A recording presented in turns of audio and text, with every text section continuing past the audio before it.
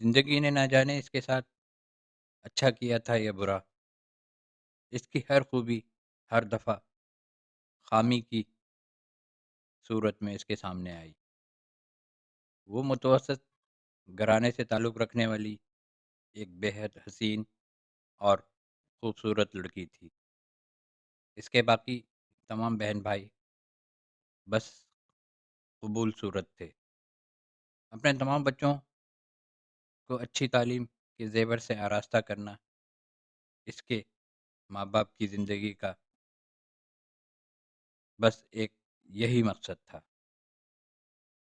وہ باتونی تھی اور اس کی نہ صرف باتوں بلکہ لہجے میں بھی میٹھا رنگ تھا۔ جو بھی اس کو سنتا وہ پھر کسی اور کی سننے کے لائق نہ رہ پاتا۔ وہ اپنے گھر میں ایک آزاد تتلی کی مانند اپنے ماں باپ کا دل لبھاتی ادھر ادھر اڑتی پھرتی تھی۔ کچھ بہن بھائی اس کے معصوم عادت کے شیدائی تھے تو کچھ اس کی نٹ کھٹ شرارتوں سے نالاں تھے۔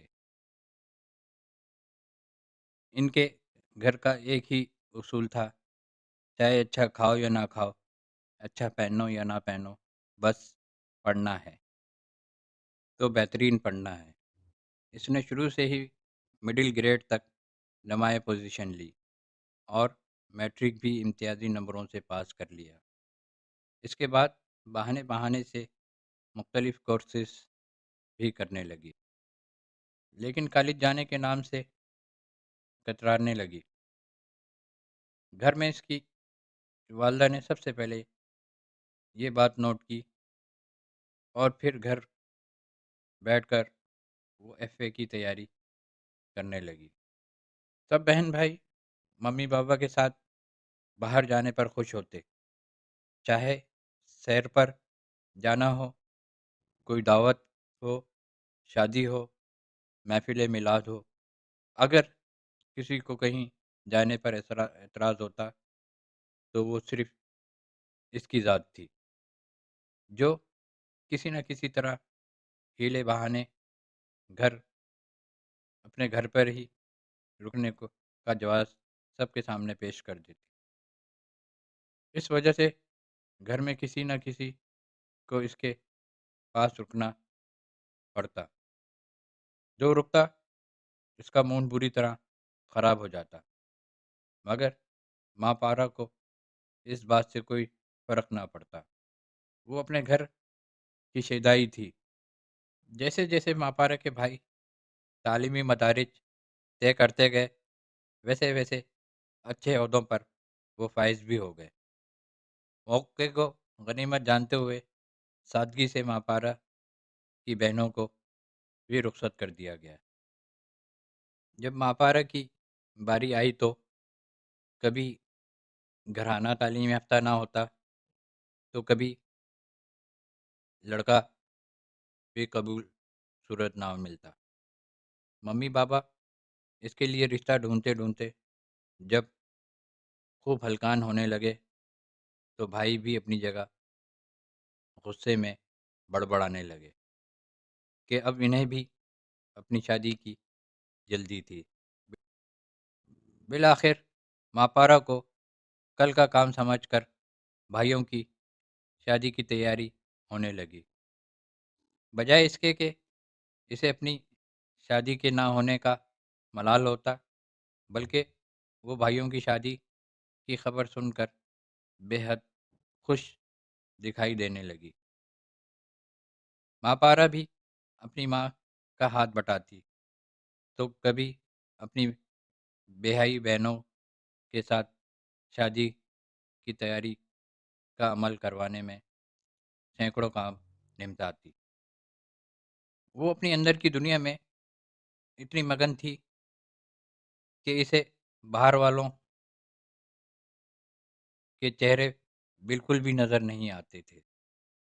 باہر کی دنیا ویسے بھی تفرقات پر تھی اور اسے اس جھنجٹ میں پڑنے کی ضرورت بھی کیا تھی، جب کاتب تقدیر اپنی زندگی میں چین ہی چین لکھ رہا تھا، ماپارا کی بہنیں کبھی کبھی اس سے موازنہ بھی کرتی کہ دیکھو اس کے کتنے مزے ہی مزے ہیں، نہ کوئی ذمہ داری ہے اور نہ ہی کسی بات کی خواہ مخواہ کی ٹینشن ہے، بس اپنی جی کی دنیا میں مگن رہتی ہے۔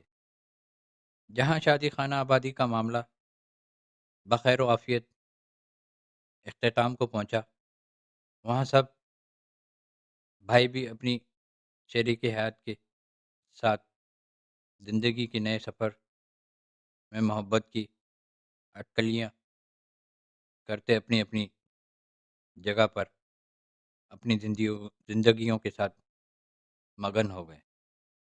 یک لک بڑی زور سے پلٹا کھایا۔ وہ باپ جس نے ساری زندگی اپنے بچوں کی زندگی بنانے کے لیے ان کا مستقبل روشن کرنے کی لگن میں آرام خود پر حرام کیا ہوا تھا، ایک دن اچانک ہلکے سے بخار کی تاب نہ لا کر خالی کے حقیقی سے جا ملے۔ ماں یہ صدمہ برداشت نہ کر سکیں اور ٹھیک ایک ماہ بعد وہ بھی اپنے شوہر نامدار کے پیچھے پیچھے اپنی ماپارا کی ذمہ داری خدا کے حوالے کر کے خود بھی اس جہاں فانی سے رخصت ہو گئیں۔ دنیا کا عارضی آرام چھوڑ کر ہمیشہ ہمیشہ کے لیے ابدی آرام کرنے چلی گئی۔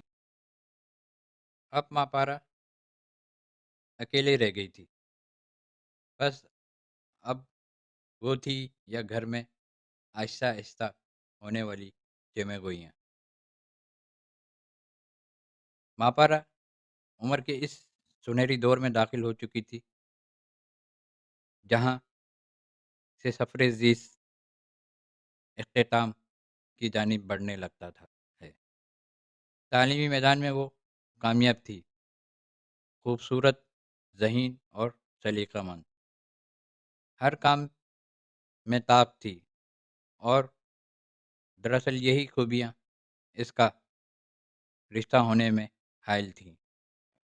پھر ایک مناسب رشتہ جو اس کے بھائیوں کے نزدیک شکر ہے مل گیا، جیسے تیسے کہیں تو بات بن گئی، بس گزارا ہے کہ متصادق اس مناسب رشتے کے لیے حامی بھر لی گئی۔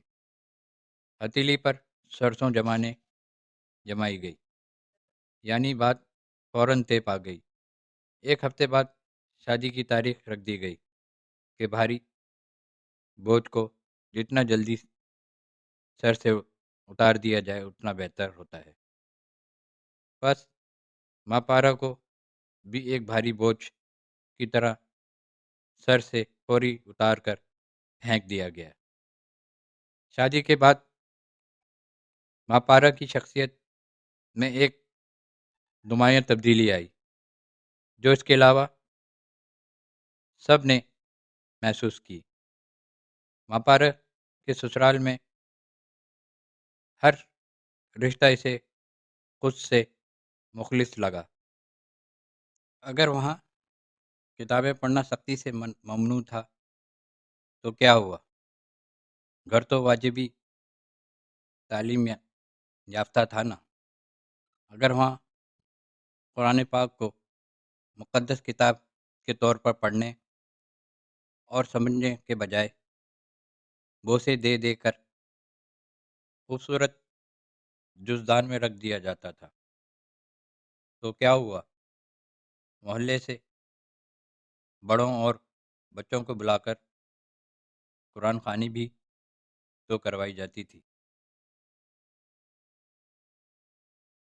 کیا ہوا اگر وہاں دل ریاکاری، چاپلوسی، مفاد پرستی اور خود پسندی کے لبادے میں لپیٹے ہوئے تھے، لیکن چہرے تو نہایت ہی اعلیٰ قسم کے میک اپ سے سجے، سب اچھا ہے کی رپورٹ دیتے تھے۔ اس کی معصوم سی خواہش تھی ماپارا اپنے شوہر کے لیے خاص تیار ہوتی تو بے شرم، بے حیا اور بے غیرت کہلائی جاتی، اور اگر سج دھج کر تیار نہ ہوتی، سادہ رہتی، تو پوچھا جاتا کون مر گیا، کس کا جنازہ ہے، کس کا شوق منانے کی تیاری ہے۔ ماپارا اگر دیور اور جیٹھ کی بات کا مسکرا کر جواب دیتی تو پھر بے شرم کا لقب عنایت کر دیا جاتا، اور اگر جواب دینے سے گریز کرتی، کنارہ کشی کرتی، تو بہت پڑھی لکھی، خود پسند، مغرور ہونے کا طعنہ دے دیا جاتا۔ اگر خوب دل لگا کر ساس سسر کی خدمت کرتی تو چالاک، شاطر اور مفاد پرست بہو کے نام سے جانی جاتی، اور اگر اس خدمت سے تغافل برتنے کی توقع کرتی تو مرتا کیا نہ کرتا کہ متعلق، بے حس، ظالم، بدنیت اور احسان فراموش کا ٹیگ اس کے پیشانی پر بلا جھجک سجا دیا جاتا۔ اس کے مترادف دنیا اچانک متضاد ہو گئی تھی۔ اس کی ہر خوبی خامی بخوشی بھینس بدل چکی تھی۔ اگر نندوں سے التفات برتتی تو کہا جاتا کہ بڑی گھنی میسنی ہے، سب کو اپنی چالاکیوں سے قابو میں کر لیتی ہے، اور اگر بے رخی کا رویہ اختیار کرتی تو کہا جاتا بڑی جادوگرنی ہے، گھر کے ہر فرد کو اپنے اشاروں پر نچاتی ہے، سارے گھر پر قابض ہو گئی ہے۔ یہاں آ کر اسے سمجھ میں نہیں آتا کہ اچھی لڑکیاں نہ جانے کیسے اپنا گھر بساتی ہیں، جہاں ایک طرف ماپارا ذہنی، جسمانی، روحانی اذیت سے گزرنے کے باوجود ایک صابر و شاکر لڑکی تھی، تو دوسری طرف اپنے سسرال والوں کے لیے انتہا کی ڈھیٹ قوم تھی۔ لوگ اسے دیکھتے تو منہ میں انگلیاں ڈال لیتے۔ ماپارا اکثر بیٹھے بیٹھے اونگنے لگتی تو کبھی سوتے سوتے جاگنے لگتی، اور اکثر اس کیفیت میں تصور کی باغ سنبھالے اپنی ماں سے پوچھتی کہ اتنی جلدی کیوں چلی گئیں۔ اپنے ناتواں فہم کے گھوڑے دور تک دوڑاتی تو ذہن کے کینوس پر بہت سی شکلیں بننے اور بگڑنے لگتی۔ وہ روز خود سے لڑتی، روز جھگڑتی، آخر اپنے تمام اعتراضات کو چپ کی گٹھڑی میں لپیٹ کر ایک طرف رکھ دیتی۔ آتا ہے نا ہر انسان کی زندگی میں ایک ایسا وقت جب تکیے پہ سر رکھے آنسوؤں کے علاوہ کوئی تسلی دینے والا نہیں ہوتا، کوئی ڈھارس نہیں بندھاتا، کوئی گلے سے نہیں لگاتا۔ وہ آنسو جو صرف دل کی جانب سے آتے ہیں، دماغ سے نہیں، اور یہ رنجیدہ دل ہی تو ہے جس سے آپ آسمان کو بھی چھو سکتے ہیں۔ بس یہی غم زدہ دل کے آنسو ہوتے ہیں جو سرب دکھ کا بوجھ بآسانی اٹھا لیا کرتے ہیں۔ ماپارا کا دل بھی ایک ایسی جگہ تک رسائی حاصل کر چکا تھا جہاں ہے بس روشنی نکلتی ہے، تاریکی سے کے گزرنے کا کوئی راستہ نہیں تھا، اور یہ وہ راستہ تھا جو ماپارا نے خود بنایا تھا۔ وہ ہر رات نیند کی آغوش میں جاتے ہی تاریکی کا سہارا لے کر اپنے چہرے سے ماسک اتار دیتی اور ہر طلوع سحر ہوتے ہی وہ اپنے چہرے پر سجا لیتی۔ گہری چپ کا ماسک، صبر و تحمل کا ماسک، کبھی نہ اترنے والا برداشت کا ماسک، کہ جب ماں باپ ہمیشہ کے لیے دنیا سے چلے جاتے ہیں تو بیٹی کو اپنے سسرال میں ہر روز ایک نیا ماسک اپنے چہرے پر سجانا پڑتا ہے۔